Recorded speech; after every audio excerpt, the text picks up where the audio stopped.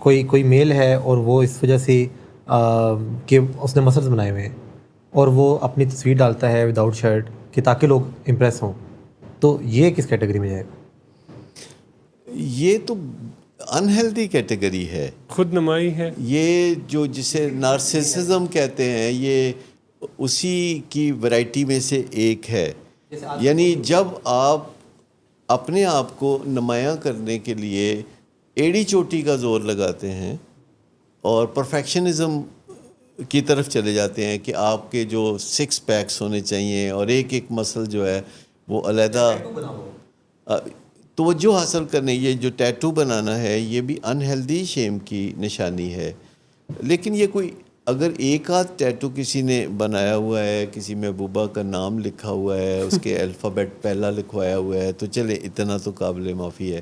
لیکن tattoo جناتی size کے اگر کسی نے بنوائے ہوئے ہیں، قابل معافی ہیلدی ہے بھی نہیں ہیلدی، اسی لیے تو میں نے کہا نا کہ تھوڑی گنجائش ہمیں دینی پڑتی ہے. لیکن ہمیں چیزوں کو اس کے صحیح پرسپیکٹو میں سمجھنا ہوتا ہے. جیسے خوف جو ہے اور ڈر، اس کو سمجھنا بہت ضروری ہے. اور جو خوف ہمارے اندر ٹھونس ٹھونس کے بھر دیے جاتے ہیں بچپن میں، اور بڑے پیارے لوگوں کی طرف سے خوف بھرے جاتے ہیں جنہیں ہم ماں باپ کہتے ہیں، جو ہمارا منہ چومتے ہیں، گلے سے لگاتے ہیں، کھلونے دیتے ہیں، کھانا دیتے ہیں. پھر اسکول کالج میں جب ہم جاتے ہیں تو وہاں ٹیچرز بھی بعض اوقات جو ہے وہ ڈراتے ہیں.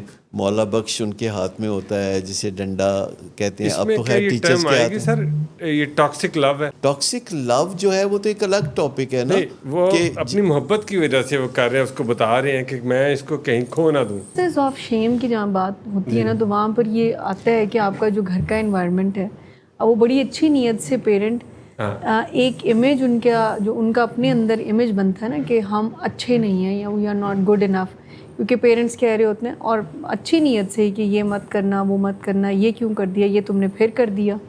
تو ان کا دماغ چونکہ اس بات کو انٹرپریٹ نہیں کرتا کہ یہ کوئی ہماری بہتری کے لیے. دیکھیں ٹاکسک لو تو کو ڈیپینڈنس ہے نا، جو روگی ہو جاتا ہے بندہ کسی کی محبت میں، جو کہ بہت ایک بیماری کی شکل ہو جاتی ہے، اور لو ہیٹ ریلیشن ہو جاتا ہے. وہ چیز اس کو بری بھی لگتی ہے، وہ چیز اس کو اچھی بھی لگتی ہے. لیکن جو میں عرض کر رہا تھا وہ بنیادی طور پر ان چیزوں کو الگ الگ سمجھنا بہت ضروری ہے کہ والدین جیسی خوبصورت ہستیاں اپنی چھوٹی موٹی مینجمنٹ کرنے کے لیے، چھوٹی موٹی پرورش میں مدد کے لیے جب بچوں کو ڈراتے ہیں، اور بچہ جو ہے خام خواہ ایسی چیزوں سے خوفزدہ ہونے لگتا ہے جن میں کوئی خطرہ نہیں ہوتا، تو اس کو پھر یہ ڈفرینشیل ڈائگنوسس کرنے میں، دونوں چیزوں میں فرق کرنے میں بڑی مشکل ہوتی ہے. مثال کے طور پر کوئی بندہ ایئرپورٹ جاتا ہے اور وہ خوف زدہ ہوتا ہے جبکہ ہوائی سفر بہت سیف ہوتا ہے، تو وہ ڈائگنوسس نہیں کر پاتا کہ یہ سیف جرنی ہے. اس کی نسبت جب وہ کسی بس میں بیٹھتا ہے تو وہ اپنے آپ کو سیف تصور کرتا ہے. اس لیے کہ بس کے حادثے کے بعد اس نے یہ سیکھا ہے کہ بچنے کے امکانات زیادہ ہوتے ہیں، ہوائی حادثے میں بچنے کے امکانات نہیں ہوتے. یہ اس کا ایک پہلو ہے. جی، لیکن بسوں کے حادثے جس قدر زیادہ ہوتے ہیں ہیں، اور دوسرے گاڑیوں میں سفر کرنے سے، یا اور ٹرینوں کے حادثے جو ہوتے ہیں اس میں بھی بہت زیادہ لوگ بعض اوقات اپنی جان کھو دیتے ہیں. لیکن یہ جو ڈفرینشیل ڈائگنوسز ہے، دونوں میں فرق کرنا، کہ جیسے اگر فرض کریں ہم کسی جگہ ہوں اور اچانک ایک سانپ وہاں انٹری دے دے، جی تو ڈرنا بنتا ہے، جی کیونکہ اس کے اندر ہمیں پتہ ہے زہر ہے اور وہ ہمیں ڈس لے گا تو یہ ایسا ہوگا، تو ڈرنا بنتا ہے. لیکن اگر ٹی وی پہ کوئی اچانک منظر آ جاتا ہے جس میں وہ سانپ کو دکھاتے ہیں اور ہمارے اندر وہی کیفیات پیدا ہو جاتی ہیں، تو اس کا مطلب ہے کہ ہم اب صحیح طریقے سے تشخیص نہیں کر پا رہے کہ یہ جو خوف ہے یا ڈر ہے، ہم اس کے اندر فرق نہیں کر پاتے.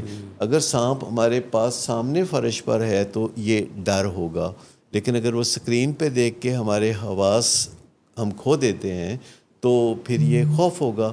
اور خوف سے ہمیں باہر نکلنا ہے. اگرچہ یہ بچپن میں ہمارے اندر بہت پروگرامڈ کر دیا ہوتا ہے، جیسے میں نے عرض کیا کہ والدین اور اسکول میں ٹیچرز اور معاشرے میں جو پھر سوشل میڈیا ہے یا چینلز ہیں وہ بھی خوف کو پروان چڑھا رہے ہوتے ہیں، کیونکہ وہ ایسی خبریں سنوا رہے ہوتے ہیں کہ اگر ایک ہوائی حادثہ ہوا ہے تو اگلے 24 گھنٹے میں آپ کم از کم 100 دفعہ اس کی ویڈیو دیکھیں گے۔ اسی طرح اگر آپ اپنے مذہبی مقامات پر جائیں گے، کسی بھی مذہب میں ہونے کے پہلو سے اگر دیکھا جائے تو جب آپ عبادت گاہوں میں جاتے ہیں تو وہاں جو معزز ہستیاں ہوتی ہیں وہ انسانوں کو اللہ سے ڈراتی ہیں۔ ڈراتے ہیں، یعنی وہ بہت سخت بنا دیتے ہیں زندگی کو۔ وہ کہتے ہیں کہ تم جو مرضی کر لو، تمہاری کوئی بچت نہیں ہے، تمہیں سزا